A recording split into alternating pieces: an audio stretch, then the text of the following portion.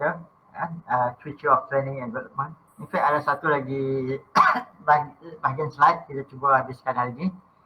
Dan next meeting kita akan ada quiz midterm test. Next meeting dalam minggu ni juga next meeting.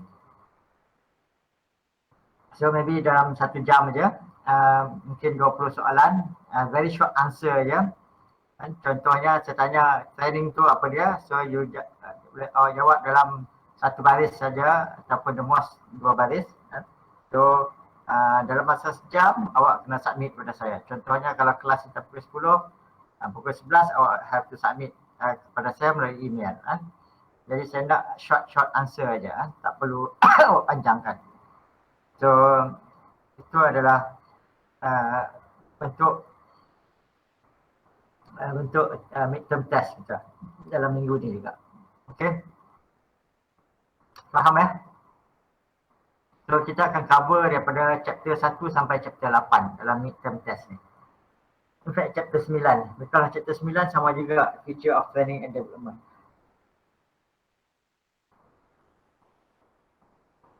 Okay, so kita akan mula. Future trends that will affect training. Bila kita cakap tentang future trends, so ada banyak trend-trend yang baru yang sedang berlaku dan mungkin akan berlaku juga. For example, sekarang ni the trends COVID-19 trends. So COVID-19 telah mengubah hampir keseluruhan hidup kita, daripada cara kita beribadat sehinggalah cara kita bekerja, cara kita melalui social life kita, kan? Tak boleh bersenam, tak boleh outdoor activities, kan? Bahkan di universiti, di sekolah, semua proses pembelajaran berubah disebabkan oleh COVID-19. Namun begitu, COVID-19 telah bagi peluang kepada kita untuk kita explore, untuk kita full optimizing our resources dengan menggunakan internet, menggunakan online activities. So daripada dulu kita jarang menggunakan online, tapi sekarang kebanyakan kita dah mahir menggunakan online. Jadi semua itu adalah satu proses pembelajaran. Hikmah, positive side of the COVID-19. Of course negative side-nya juga banyak. Ramai orang kehilangan pekerjaan dan kita juga tak dapat bekerja sepenuhnya, full productivity, tak boleh wujud dan bagai lagi masalah-masalah lainnya, social, masalah ekonomi dan bagai lagi. So that is one of the future trends yang berlaku, kan. Trend yang sedang berlaku juga adalah dari segi perubahan teknologi. Mungkin awak tahu kan, sekarang ni kita mula beralih daripada G3 ke G4, kan, sekarang dah G5, kan, teknologi internet G5, kan. Kita pun tak tahu apa lagi bentuk G5, mungkin tak kita akan communicate menggunakan screen saja, kan?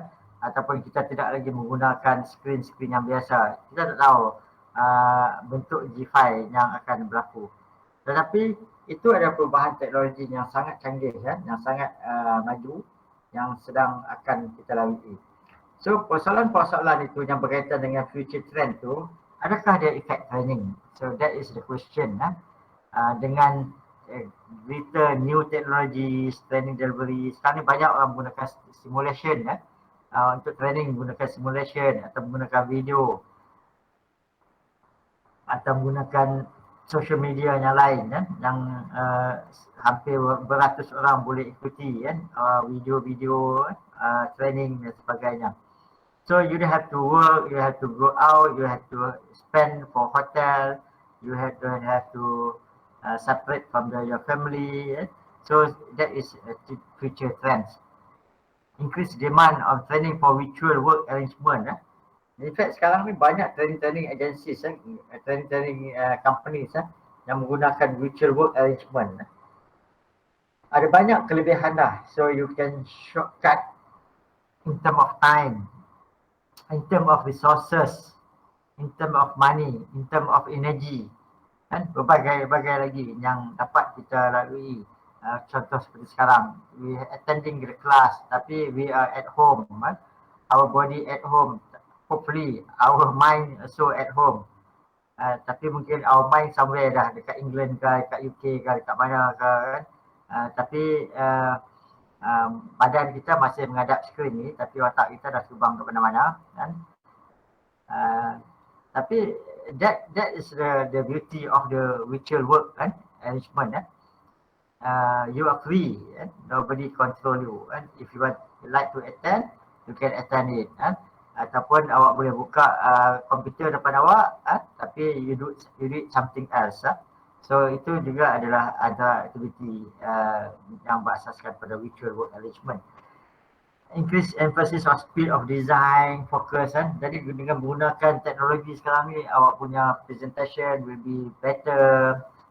Maybe speed dengan G5 kita speeding kita lebih laju, dan multi-delivery method yang kita boleh gunakan. Increase emphasis on capturing in sharing intellectual capital. So kita dapat menggunakan online library yang mempunyai begitu banyak bahan-bahan. For example, if you want to do thesis, awak boleh refer thesis lama, full text daripada muka 1 sampai akhir dalam ProQuest. Awak pergi ke ProQuest, kat situ, dekat ProQuest tu ada berbagai contoh-contoh thesis yang baik-baik daripada seluruh dunia. So awak boleh buka, refer, baca, tengok macam mana orang buat dan sebagainya. So you can share intellectual capital. Increase use of true performance support. Maksudnya dengan teknologi awak dapat berbagai support. Contohnya awak nak buat design awak, that will be better dengan teknologi yang ada. Bukan lukis tangan je, tapi sekarang menggunakan komputer. Increase emphasis of performance analysis, business enhancement. Awak boleh tingkatkan bisnes awak melalui online business contohnya. Increase of use partnership, outsourcing training, change model of training and development. Ini adalah semua future trend yang akan berlaku, dan definitely dia akan memberi kesan kepada bentuk-bentuk training sekarang ini, kan? So bila awak bekerja besok, contohnya kalau awak ada bekerja dekat Human Resource Department, awak will be exposed kepada future trend, yang akan beri kesan pada training. Mungkin awak akan dihantar untuk khusus mengadakan training bentuk baru, training yang menggunakan online, atau training yang menggunakan virtual work arrangement, atau training yang menggunakan video. Itu semua adalah antara trend-trend yang akan datang. So, increase use of new technologies of training, definitely kita kena menggunakan new technology, because awak bayangkan awak nak buat training, ada 50 orang. Awak tak perlu sewa hotel, sedangkan hotel tu paling mahal dia punya tu. Hotel, makanan, sewa dewan, that will be very expensive, So sekali training maybe 2-30 ribu ringgit. Tetapi dengan adanya virtual work arrangement, macam kita menggunakan teknologi online sebagainya, you can free from that cost. Awak tak perlu bayar hotel, awak tak perlu bayar sewa dewan, awak tak perlu bayar makanan, semuanya ini. So dengan adanya kemudahan-kemudahan tu, you can save a lot. So banyak company akan save a lot.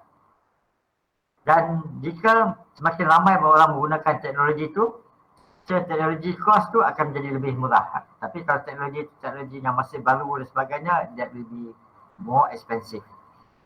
Technology will help employee to better serve customer, definitely. Contohnya bila kita beli barang, dia orang akan hantar email kepada kita, bagi respon sama ada barang itu bagus atau tidak, after sale is good atau tidak. So that will generate new customer, new business.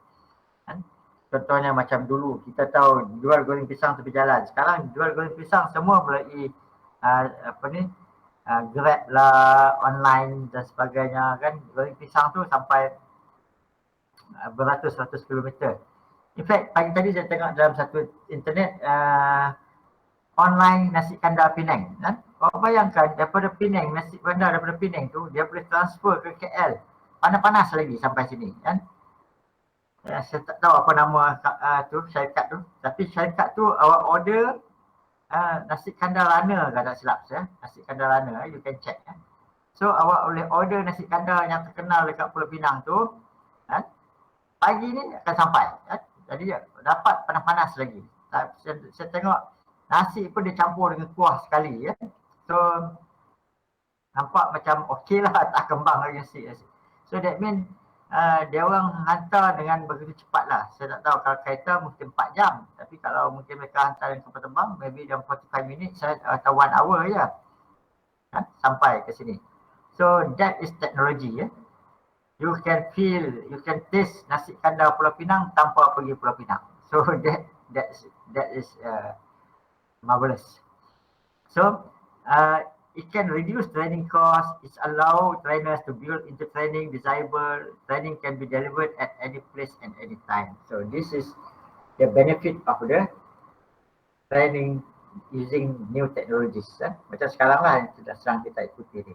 Semua menggunakan teknologi.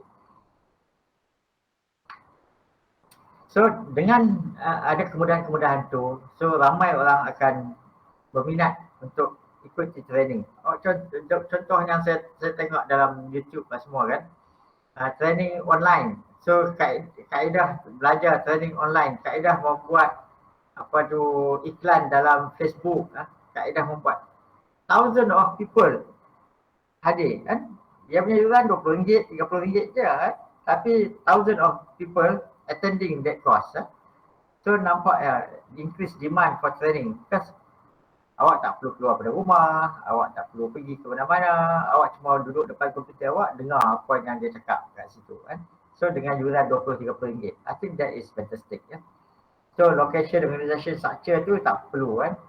So maybe what the most important ialah presentation tu mesti jelas dengan apa ni, videonya, suaranya, dan maybe dari segi design slide-nya yang menarik perhatian. Itu very important. So kita akan dapati increase demand for training future work. So maybe in the future no more training room tapi yang ada ialah training room dalam internet, dalam online saja atau dalam social media. So ini. Tapi satu yang bagus tentang virtual work arrangement ni, that means you can get the best trainer throughout the world. So maybe ada seorang tu terkenal dalam bidang katalah web marketing daripada UK. So awak boleh ikut kursus dia daripada UK sana daripada UK, daripada US ke, daripada negara-negara maju sana. That mean you can get trainer throughout the world. Awak tak perlu lagi bergantung pada local people ataupun tak perlu lagi bergantung pada bahan-bahan lokal, tetapi maybe case-case study yang melibatkan overseas dan sebagainya. So ini juga dapat dilakukan melalui virtual work arrangement ni. Increase emphasis on speed design. So definitely dengan adanya G5 dan semua tu, teknologi makin laju, makin cepat jadi design semua yang kita buat makin makin canggih kan. So bayangkan tadi nasi kandar Pulau Pinang kan, 300-200 km daripada sini, tapi you can get easily dalam 1 hour kan, so tanpa. Jadi tak perlu pergi ke sana nak makan nasi kandar sana kan. So ini adalah peningkatan kepada teknologi, peningkatan kepada speed terutamanya dari segi transportation.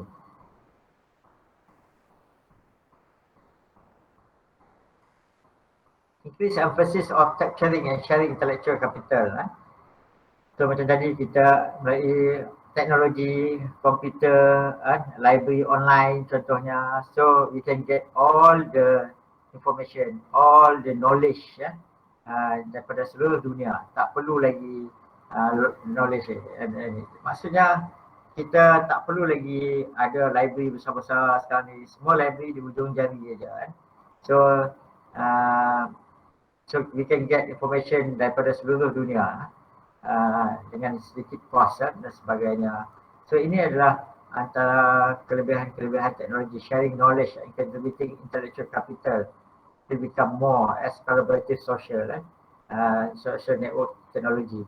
So ini adalah antara perkara yang sedang berlaku. Cuma saya tak tahu, tak pasti sebenarnya awak menggunakan tak online library tu. Sebab kita kat Universal kita ada online library, kita ada Focus, kita ada ProQuest dulu kan. Jadi semua tu boleh membantu kita dalam membuat bahan-bahan. So yang kelima, increase use of true performance support. So ini adalah antara perkara yang sedang berlaku, embedded learning contohnya. Apa tu embedded learning? Contohnya kelas virtual dengan non-virtual digabungkan sekali. So embedded learning termasuk juga video-video. Bila kita ikut kelas, kita collaborate dengan video, kita collaborate dengan maybe workshop, itu semua embedded learning. Termasuk skill for life. Contohnya awak boleh ada di tempat itu tanpa ada di tempat itu. Maksudnya apa? Maksudnya simulation. Awak boleh, contohnya awak nak bawa kapal terbang, tapi awak tak perlu berada dalam cockpit kapal terbang tu, awak ada dalam cockpit simulation saja. So ini adalah antara increase support, true performance support yang boleh kita hadapi berdasarkan teknologi sekarang. So kalau awak fikir betul-betul nampaknya teknologi dunia kita semakin berubah dengan begitu pesat sekali. Kalau dulu kita sosiologi akan mengatakan social change, dia akan berlaku secara evolution. Tapi nampaknya sekarang not evolution tapi revolution. Jadi perubahan yang berlaku itu begitu cepat sehingga kadang-kadang kita tak sempat nak ikutnya. Bayangkan teknologi dalam masa 3 bulan, 4 bulan dah berubah. Kalau tengok telefon, setiap 3-4 bulan dah keluar model baru. Jadi kalau nak beli telefon jangan beli apabila model itu keluar. Tunggu dulu dalam 3-4 bulan, 5 bulan nanti keluar model baru, model lama tu dia akan kurang harga sedikit. So itu adalah antara strategi, teknik nak beli teknologi. So jangan beli teknologi sebaik saja teknologi itu keluar. Tapi tunggu dulu hingga teknologi itu dah keluar model-model baru. So the cost will be cheaper and the technology will be more stable. So itu antara strategi untuk kita beli teknologi.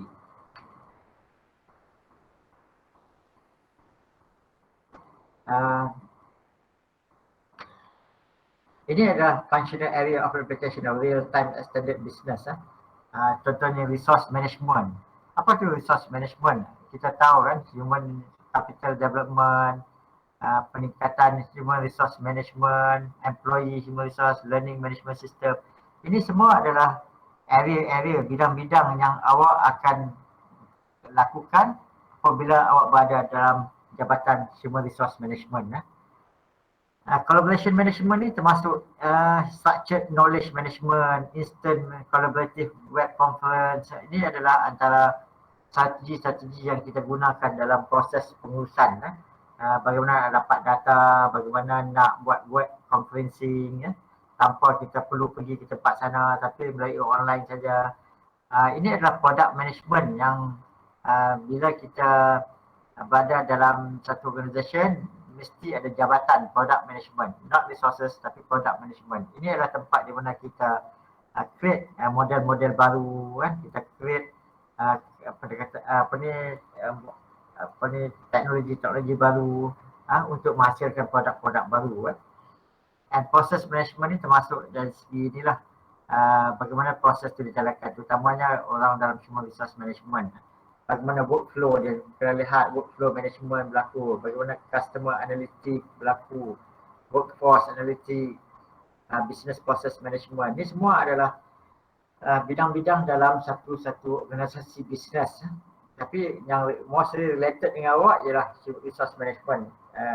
Kalau awak kerja dekat jabatan human resource. Dan maybe this is also little bit related to you kan. Termasuk juga yang ni, maybe not product management, tapi yang lain ni ada kaitan rapat dengan tugas awak datang. Awak boleh gunakan teknologi untuk performance analysis approach kan. Contohnya awak sebagai pelajar psikologi, awak menggunakan psychometric test untuk melihat dari segi performance seseorang itu kan. So dengan analis teknologi awak boleh membuat analisis performance dengan begitu cepat, begitu tepat kan. Of course lah dari segi indikator-indikator tu awak perlu decide kan, you have to decide. So teknologi ni dia akan run according apa yang kita decide aja kan. So tapi kalau contohnya awak ada 1000 pekerja kan, so dengan teknologi awak boleh dapat data dalam masa sejam saja kan, tak perlu lagi tunggu berhari-hari, berbulan-bulan untuk dapat data. So dengan tu awak boleh buat keputusan yang cepat, awak boleh rancang buat perancangan dengan cepat, dengan tepat, kerana performance analysis approach tu will be different kan, dengan menggunakan teknologi. In fact sekarang kita setengah-setengah kilang tu time to time dia orang boleh dapat data-data tu dengan begitu cepat. Contohnya big data, mungkin awak pernah dengar tentang big data. So daripada big data tu awak boleh buat analisis tentang performance, awak boleh analisis tentang apa yang mereka fikirkan, persepsi, study semua. Itu semua adalah antara aktiviti-aktiviti teknologi yang boleh dilakukan sekarang. So maybe kalau awak dekat bahagian training, you can develop system for training administration, development, delivery, that reduce cost. Delivery that reduce cost tu nasi kandar tadi. So that one is the, you bayangkan, it's very cheap. Let's say nasi kandar tu dapat RM10 ke RM20 ke, bayang berbanding dengan awak pergi ke Penang, beratus ringgit nak pergi sana kan. Tapi dengan RM10-20 ni awak boleh dapat nasi kandar dari sana. So that will be cheaper. Saya tak tahu, tak pernah cuba, tapi nanti saya nak cuba sekali. Runner nasi kandar dia panggil dia kan. So maybe nak cuba sekali order runner nasi kandar. Kan tengok dia punya quality food tu sama atau tidak dengan kalau kita pergi sana kan. So dengan teknologi we can reduce cost dan increase employee access of learning. So ini adalah antara kelebihan-kelebihan dari segi teknologi. Increase use of training partnership and outsourcing training. Ini adalah seperti yang saya kata tadi. Maybe kita boleh outsourcing training kita dengan overseas atau dengan universiti daripada luar negara atau daripada pakar-pakar daripada luar. So banyak application service provider yang ada yang mewujudkan software seperti ini.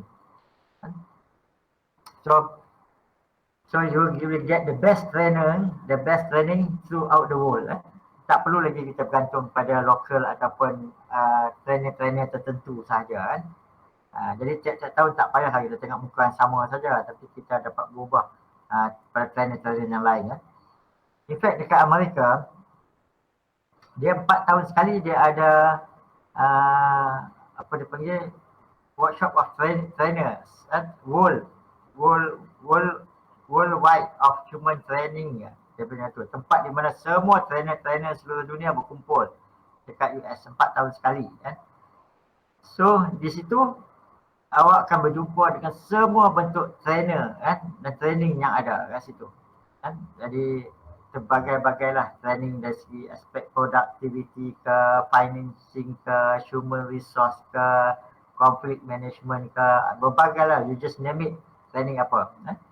So mungkin sekarang kita tak perlu lagi pergi ke US sana, tapi kita boleh online saja. Maybe the cost will be cheaper. Awak tak perlu kapal terbang ke sana, awak tak perlu hotel ke sana, tapi awak perlu bayar fees untuk hadir saja melalui online. So I think that will be a great advantage to us lah, yang mana jauh daripada pusat-pusat terkemuka dunia training. So ini adalah skill for future trainers. So satu yang sangat penting, future trainers mesti ada kebolehan teknologi kan. So that is number one lah kan. Tapi kalau awak terlibat dalam training, that will be good for you. Cuma mungkin kebanyakan awak tingkat awal awak kerja dekat Jabatan Human Resource Department. Tapi later stage kan, maybe after 2, 3, 5 years working that store, you getting experience, maybe you want to transform yourself in term of administrator kepada trainer kan. So this is the skill for future trainer. Matching training content and method to local culture. Ini adalah antara sekarang yang juga diberi perhatian sekarang, yang panggil local culture indigenous. Local culture indigenous ni kita nak supaya orang yang bagi training tu dia sesuaikan dengan local culture kan. Contohnya awak orang putih nak jual barang baju sejuk katalah baju sejuk yang 5 darjah Celsius, 10 darjah Celsius. Dia nak jual kat Malaysia. Tahun tu lah tak laku baju sejuk tu because kita bukan negara sejuk kan. So that's why you must understand local culture kan. Sebelum kita buat satu-satu training. Kalau dekat Malaysia kita ada berpuluh-puluh culture kan. You go to Sarawak lain, go to Sabah lain, pergi Kelantan lain, pergi Kedah lain, pergi ni. Tapi overallnya mungkin sama, tapi kalau you go detail so that will be much different kan. Designing learning space as well content in technology driven ni saya kata tadi. You must know how to use technology kan. How to manipulate technology untuk mewujudkan training yang begitu berkesan. Use multimedia tools, video, website, ini semua adalah keperluan-keperluan asas untuk future trainers. Delivering and packaging training different format. Maksudnya awak ada berbagai-bagai format. Because tengah komputer tak boleh format ni, jadi awak kena berbagai kan supaya semua orang boleh ikut. Facilitate learning and staying in touch. Definitely networking.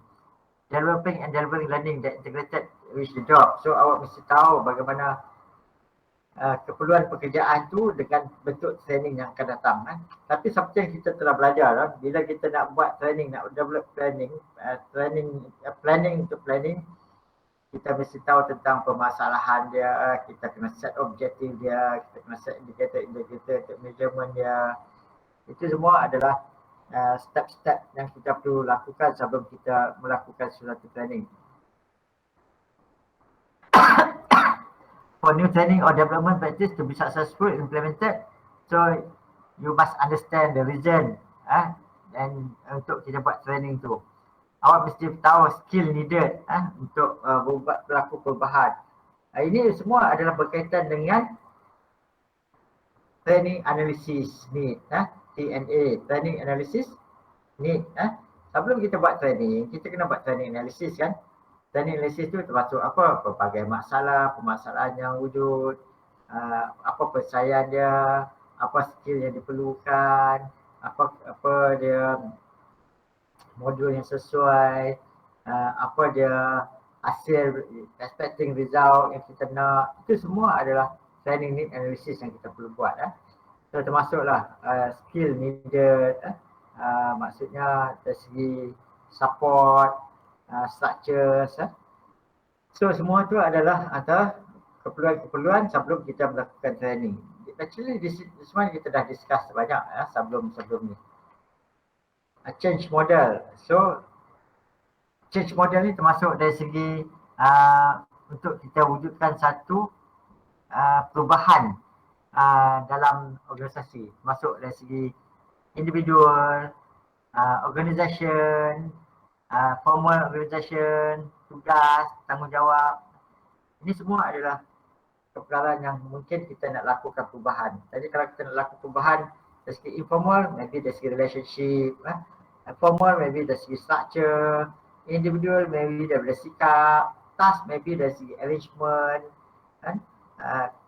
perubahan apa yang kita buat untuk arrangement. Dari segi relationship kita nak macam mana lebih mesra. Formal kita nak maybe jangan ketat dan longgar. Individual maybe perubahan sikap-sikap supaya lebih semangat, produktif untuk kerja. Ini semua adalah perubahan-perubahan yang perlu kita lakukan kalau kita nak buat training. So jangan buat training tanpa ada perubahan. So it's really wasting ya. Wasted of time, cost, energy and money kalau tak ada perubahan. So you must expecting ada perubahan bila kita buat training tu. So ini kita dah discuss, identify the problem, identify possible solution, communication, tools, announce, action, execute, create, follow up, evaluation. Ini semua kita telah belajar dulu step-step untuk kita membuatkan training. Termasuk juga sama juga step in change process. Jadi bila kita nak buat change process tu, kita identify dengan permasalahan dulu. Method to determine whether change is necessary. So kenapa kita buat training? Sebab kita nak ada perubahan. Kenapa perubahan tu perlu? Untuk meningkatkan produktiviti atau melibatkan profit, ataupun untuk menyelesaikan masalah-masalah tertentu yang akan menjejaskan objektif organisasi. So itu sebab kita buat training. Dan definitely training tu mestilah ada perubahan. Kalau tak ada perubahan, tak gunalah rugi dari segi kos yang diperlukan. So ini adalah, jadi apa metod dia? Metod dia mestilah dari segi efficiency, effectiveness, measurement. So mestilah ada satu benda, satu kaedah yang boleh kita buat ukuran untuk menentukan sama ada ia berkesan atau tidak berkesan. Jadi training tu mesti ada elemen measurement tadi. So kita dah discuss, kita dah bincang macam mana kita nak buat measurement menggunakan indikator apa yang sesuai dengan objektif training tu. Benchmarking untuk nak buat ni kita juga buat benchmarking, provide information about other company practice. Contoh macam COVID-19, kita juga buat benchmarking dengan negara-negara lain yang telah melalui fasa-fasa tertentu dalam COVID-19. Kita tengok tindakan-tindakan yang mereka buat, kita analisa tindakan mereka dan nampak kita kaji keberkesanan mereka, dan selepas itu kita sesuaikan dengan negara kita. So itu maksudnya kita benchmark dengan orang luar. So kita perlu adakan benchmarking, because daripada benchmarking ni kita dapat belajar apa masalah orang, apa kesilapan orang melakukan, apa kejayaan, apa faktor-faktor yang menyebabkan mereka berjaya. So ini adalah antara metod-metod untuk kita lihat sama ada necessary atau tidak perubahan tu. Re-engineering proses ni maksudnya kita akan design balik lah. Kita tahu masalah tu, kita lakukan training, lepas tu kita dapati bahawa dia sangat berkesan contohnya, maka daripada itu kita identify the process, understand the process, redesign the process, implement the new process. So ini adalah tadi identify permasalahan, understand masalah tu, kemudian cuba membuat penyelesaian, mencadangkan, merancang dan melaksanakan. Dan kalau berjaya, tak berjaya, kita balik kepada kita redesign balik. So ini adalah re-engineering proses yang dilakukan. So mesti ada feedback. Training pun kita buat sama, mesti ada feedback. Kalau tak berkesan, kita balik kita ubah sesuai modul kita supaya mencapai objektif. Perubahan juga sama juga. Kalau kita melakukan sistem-sistem baru, nampak tak berkesan, kita kaji balik sistem-sistem yang kita buat tu, kita sesuaikan dengan sistem-sistem yang kita dah buat.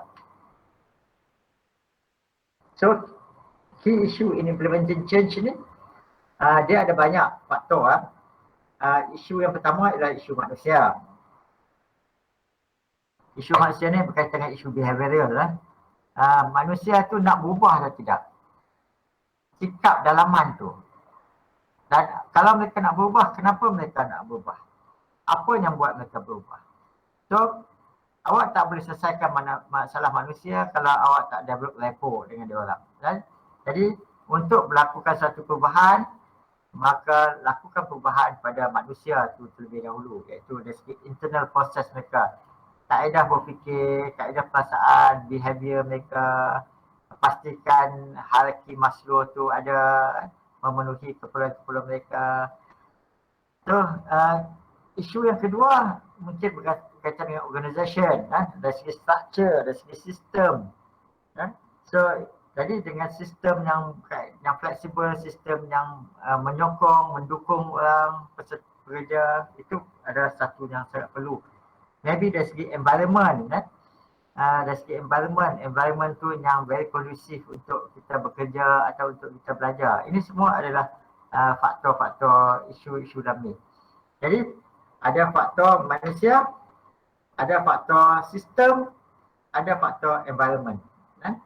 So ini adalah faktor manusia termasuk gaji semua tu ada faktor manusia.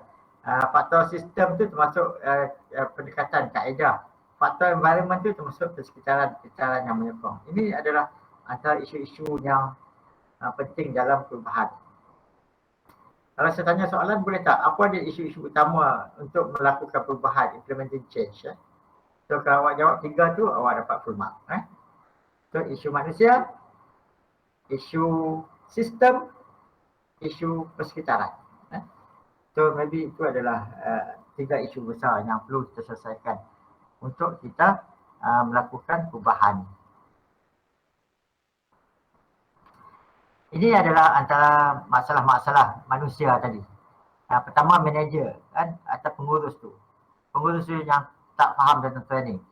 Dia mengatakan training not valuable, training expensive, not investment, anybody can be trainer, training department is good place to performance training is responsibility trainers. Jadi jenis yang tak faham tentang apa tu training dan mungkin dia tak pernah lihat kesan-kesan positif training atau mungkin dia pun sendiri tak pernah ikut training, jadi dia tak nampak hasil kesan. Training bagi saya is a very important investment. Kita daripada training tu kita akan dapat pekerja yang mahir, pekerja yang produktif, yang akan menolong untuk kita meningkatkan keupayaan organisasi. So that's why training is very important. Jadi in long term, bahkan in short term juga, training is very valuable for the organization.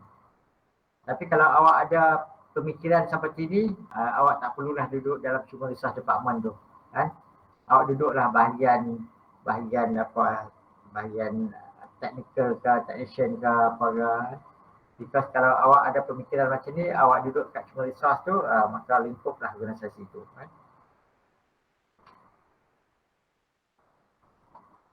So untuk change intervention ni, survey feedback, proses consultation, ini ada antara cara-cara kita mendapatkan feedback, cara-cara kita mendapatkan maklum balas sama apa yang kita buat itu berkesan atau tidak, apa yang kita buat tu produktif atau tidak, apa yang kita buat tu memberi kesan positif jangka masa panjang dan jangka masa pendek organisasi atau tidak. So ini dah survey feedback, awak tahu bagaimana nak buat survey feedback. Mungkin daripada borang-borang ataupun panggilan ataupun observation ataupun maybe maklum balas daripada surat-surat cadangan, surat-surat komplain. Itu semua adalah maklumat-maklumat yang boleh gunakan dalam survey feedback. Proses consultation juga termasuk cara-cara kita menggunakan perundingan untuk mendapatkan maklumat. Contohnya perundingan kaunseling, perundingan help bantuan. Jadi itu semua adalah penting untuk dapatkan maklumat. Ataupun group intervention, ini juga satu cara untuk mendapat maklumat. Awak membuat group counselling. So dari group counselling itu feedback yang dapat dalam group itu awak boleh gunakan untuk meningkatkan keupayaan organisasi. Okey, ada soalan setakat ni?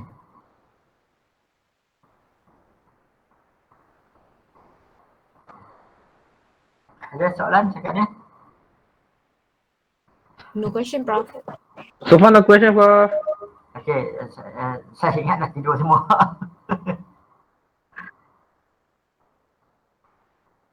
Okey.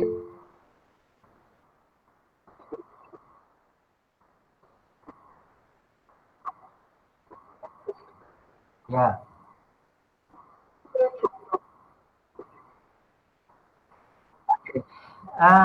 Suasana bekerja, contohnya awak sekarang awak belajar dekat misal tu bilik tak ada aircon.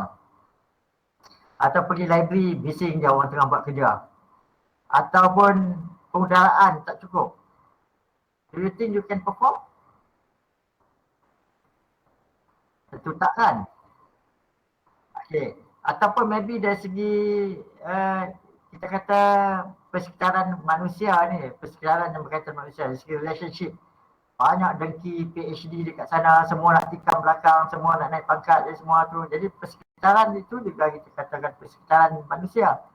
Bukan saja persekitaran hawa, persekitaran tempat kan, ataupun space. Space yang terlalu kecil dan panas. Space yang terlalu besar dan terlalu sejuk. Kan? Itu semua adalah elemen-elemen yang berkaitan dengan persekitaran yang dapat menentukan atau memberi kesan kepada produktiviti kita bekerja. So that is persekitaran yang saya maksudkan. Faham Okay. Ada soalan lagi? Kalau faktor manusia tu, tahulah faktor manusia relationship, faktor manusia malas, faktor manusia vandalism, faktor manusia sabotaging, faktor manusia yang berkaitan dengan sexual harassment, faktor manusia yang lemah, sakit, selalu MC, itu semua adalah faktor-faktor kemanusiaan, faktor manusia. Faktor sistem pula, sistem yang terlalu rigid, kan? Sehingga kita nak menyawa pun tak lepas. Sistem yang terlalu longgar, sistem yang menyebabkan kita terlalu banyak bergerak, berubah. Cubalah tengok KFC, McDonald. Orang yang bekerja tu macam mana? Dia ada sistem yang sangat cantik kan. Dia nak serve ayam tu dengan cara dia ambil ayam tu, dia tak perlu bergerak pun. Dia cuma tolak di belakang, ambil ayam, pergi ke depan kaunter untuk ini. So tak banyak pergerakan. That is a very good system kan. Dia tak perlu lari daripada hujung sana nak ambil ayam, lepas tu datang ke kaunter apa semua. Kan? Dan kawan tengok sekarang ni yang pandu lalu tu kan. So dia order mic kat sana, bayar dekat sini, ambil dekat sini kan. So that's a very good system. Tak perlu orang turun daripada kereta, tak perlu orang ambil daripada luar kan. Jadi itu yang maksud saya sistem. So dalam organisasi sentiasa ada sistem-sistem dan sistem itulah yang menentukan kepada kita efisien ataupun kita tak efisien. So that's why dalam organisasi besar dia mesti ada sistem sistem hukuman, sistem rewarding system, sistem productivity, sistem pekerjaan, sistem ambil cuti, sistem bayar gaji, sistem berhenti kerja, sistem masuk kerja, itu semua adalah sistem-sistem yang ada dalam organisasi. Yang kalau awak duduk dekat human resource department, awak akan familiar lah dengan semua benda ni. Especially hire and fire. It's not easy untuk fire orang tak pasal lah. Siap-siap awak kena saman. Dan untuk proses hire pula, maybe dia ada interview, dia ada proses-proses untuk membuat penilaian kepada staff tu sesuai atau tidak dengan pekerjaan yang ditawarkan. So itu adalah 3 elemen. Kecuali kalau awak boleh tambah elemen-elemen lagi, so that will be value added to you lah. Setakat ni saya boleh fikir manusia, sistem dengan persekitaran. Mungkin ada lagi elemen-elemen yang lain. Ataupun maybe elemen teknologi kan, satu lagi. Elemen teknologi disebabkan oleh teknologi ni banyak perubahan yang berlaku kan. So ada banyak lagi faktor-faktor yang lain yang berkaitan dengan change. So maybe awak boleh start fikir elemen-elemen yang lain. Selalunya kalau dalam test dan sebagainya, kalau awak bagi new idea kan, yang mana kita tak bincang dalam kelas, that will be extra mark for you kan, because awak belajar di luar kotak. So jadi awak bukan saja mendapat maklumat-maklumat dalam kelas, tapi juga dapat maklumat-maklumat luar kelas. So itu akan melambangkan inisiatif yang awak telah lakukan, knowledge extra di luar kelas. So that will giving you more marks lah. Kalau saya seperti itulah. Okay, ada soalan lagi? Prof. Ya. Yeah. Untuk individual assignment dengan training plan tu kan? Ya. Yeah. Nak buat dalam font apa and size apa? Times and 12. Time Oh. 12 ya. Okay. Thank you, Prof. Okay. So maybe awak kena submit next week lah, last lah. So, Oh, okay. sebab minggu ni dah minggu 6 dah, so minggu depan minggu 7. So remember minggu ni next meeting kita akan adakan midterm quiz ya, midterm test. So midterm test ni akan cover daripada bab 1 sampai bab sekarang ni, bab 8. So this will be our last ni, our last class, our last chapter So minggu depan kita akan maybe kalau belum ada exam kita akan buat ulang kaji. Awak ada soalan-soalan awak post dalam grup kan, nanti saya akan bincangkan dalam kelas nanti kalau ada. Kalau tak ada, tak adalah. Okey, ada soalan lagi?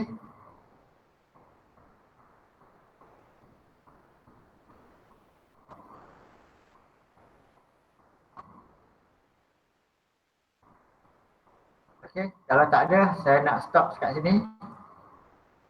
Dan kita jumpa minggu depan untuk midterm test. So that will be cover daripada chapter 1 sampai chapter 8 sekarang. Okay. Okay, so kita berhenti sekarang. Kalau ada apa-apa, awak boleh hantar dalam WhatsApp saya. Aiman, naik helikopter tu apa? Nasi kandar kot? Oh, dia naik helikopter. Oh, yang tu tak, yang tu personal. Ini yang maksud saya, kita dekat KL ni, kita boleh order nasi kandar daripada Penang, datang terus ke sini. Dia punya tu, dalam web dia tu Rana kot, Rana nasi kandar. Cuba check. Nasi kandar transporter ke, Prof? Nasi kandar transporter. Kan? Jadi awak tak perlu pergi sana. Awak order malam ni order, besok pagi dah sampai dah kan. Jadi makan panas-panas sini. So saya belum pernah cuba lagi, saya nak cubalah sekali. Tapi that is fantastic dari segi teknologi kan, yang menyebabkan kita dapat makan walaupun beratus kilometer daripada sini. Bagi fanatic fan nasi kandar tu, dia akan buat apa sajalah untuk dapat nasi kandar ya. Okay, thank you very much. Siapa yang ada pengalaman order nasi kandar tu nanti beritahu next class. Saya pun nak tahu juga mana proses dia, cost dia kan. Kemudian awak makan tu kembang atau tidak nasi tu. Okay, so stop kat sini. Assalamualaikum warahmatullahi wabarakatuh. Kita jumpa next meeting. Terima kasih, Prof. Ya, sama-sama.